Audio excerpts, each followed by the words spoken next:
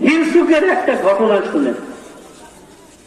এক গ্রামের মধ্যে এক মাতবরের ছেলে স্কুলে পড়ে, আর এক দিন মজুরের ছেলেও স্কুলে পড়ে। মাতবরের ছেলে ক্লাসে পাস করতে পারে না পরীক্ষা, আর দিন মজুরের ছেলে ফার্স্ট হয়েছে। লোকজন গিয়ে বলে, মাতবর সাহেব, আপনার ছেলে তো পাস করতে পারলো না, আর দিন মজুরের ছেলে তো ফার্স্ট হয়েছে। মাতবর বলল, আরে ফার্স্ট হয়েছে দেখে কি হয়েছে, দেখবি সে মেট্রিক পাস করবে না। মেট্রিক পরীক্ষায় দিন মজুরের ছেলে ভালো রেজাল্ট করছে, আর মাতবরের ছেলে কোন রকমের রেজাল্ট করছে। মাতবর বলতেছে, আরে মেট্রিক পাস করতে দেখে কি হয়েছে, সে কলেজে ভর্তি হতে পারবো না। কলেজেও ভর্তি হয়েছে, ইন্টারমিডিয়েট পাস করছে। মাতবর বল, ইন্টারমিডিয়েট পাস করছে দেখে কি হয়েছে, দেখবি ডিগ্রি পাস করছে না। ওই দিন মজুরের ছেলে ডিগ্রিও পাস করছে।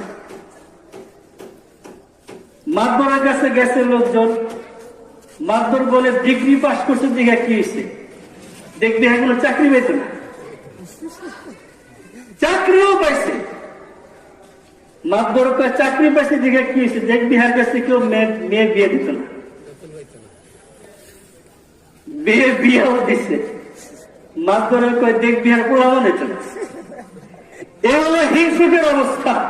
এই লোক হিংসা করতে করতে জ্বলতেছে জ্বলতেছে জ্বলতেছে, আর ওই যে লোকটা দিন মজুরের ছেলে, তার কিচ্ছু হয় নাই।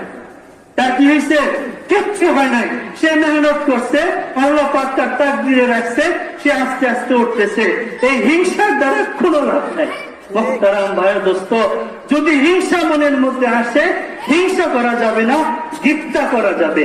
আল্লাহ, আপনি অমুককে দিতেছেন, দেন, আমারও দেন। এটার নাম কি? গিফতা। এটা জায়েজ।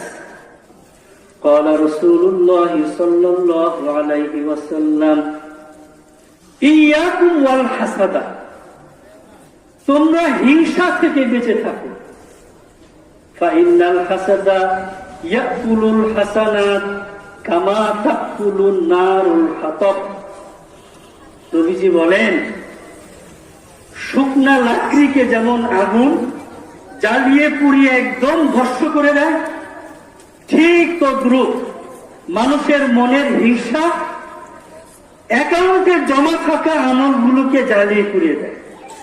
আহা, এত কষ্ট করে নেকামল জমাইলাম, এই নেকিগুলি যদি সামান্য হিংসা দ্বারা শেষ হয়ে যায়, কি অবস্থা হবে?